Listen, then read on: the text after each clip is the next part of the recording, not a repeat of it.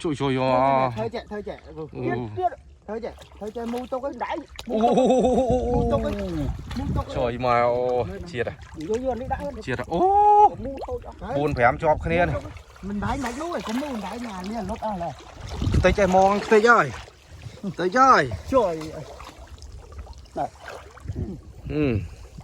lại anh tiết trời mà muốn thử tôi trong thấy phải vậy đâu tôi thấy chót lấy chứ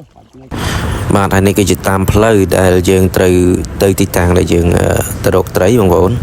này cứ smart home mà dương coi chăm nón plei mà dương từ bạn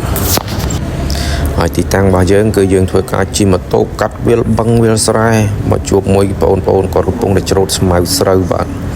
này cứ đào tít tàng đại dương từ một lên ruột dương cái tục mà tô nhà nơi các bài lục pu nơiក្នុងភូមិមួយគ្នាគឺពូញ៉ែមបាទយើងតុងតោឡើងរោងពូញ៉ែមហើយបងខ្ញុំគាត់ចាប់ដើមធ្វើការរាយហ្មងបាទកន្លែងនេះគឺស្អាតមែនទែនបងប្អូនព្រៃកក់សារ៉ាហើយកន្លែងនេះគឺសបោទៅដោយពស់ថ្លាន់ផងដែរហើយកន្លែងនេះគឺយើងធ្វើការចុះដេញត្រីបងប្អូនស្មាត់តូចរបស់យើងគឺហក់ចូលទឹកក្នុងទឹកប្រងតែម្ដងបាទអូ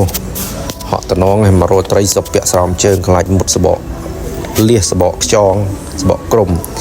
ហើយថ្ងៃហ្នឹងផងដែរគឺខ្ញុំបានមុតសបកក្រុមដាច់ជើងអស់ប្រហែលជា2ឆ្នាំណៃដែរមុតឆ្ងាញ់ណាបងប្អូនដូចឡាមអញ្ចឹងមិនឆ្វាច់ឡើងលេងមានអារម្មណ៍ចង់រកត្រីបន្ត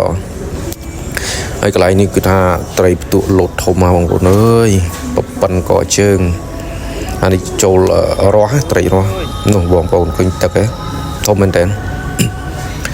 ដោយសារតែវាលោតរួចគឺដោយសារកន្លែងនេះមានស្លែច្រើនស្លែទៅវាធ្វើឲ្យមងរបស់យើងហ្នឹងវាជាប់វាអត់ចេញទឹកណាវាដូចជាយើងយកតង់យកស្បៃយកទៅអូសត្រីអញ្ចឹងវាអត់មានទឹកចេញធ្វើឲ្យសាច់មងរបស់យើងហ្នឹងវាអត់មានកាឡាណាត្រូវប្រទាក់ជាប់ជាមួយនឹងត្រីរបស់យើងហើយកន្លែងហ្នឹងគឺវាបានត្រីទក់ប្រមាណក្បាលដែរហើយយើងក៏បដូរប្លង់ទីតាំងក៏បានមកដាក់កន្លែងនេះបានត្រីឆ្លាំងរៀងត្រឹសដែរបងប្អូនធំណែប៉ុនកដៃដែរហើយបន្ទាប់មកគឺត្រីអណ្ដែងបាទត្រីអណ្ដែងនេះល្អមែនទែនហើយនេះគឺស្មាត់តូចរបស់យើងធ្វើការចាប់ត្រីអណ្ដែងអានេះមុតមួយអីគឺឆ្ងាញ់មែនទែនបងប្អូនហើយសិតគ្នាពួកខ្ញុំគឺសិតតែអ្នកចាញ់ត្រីអណ្ដែង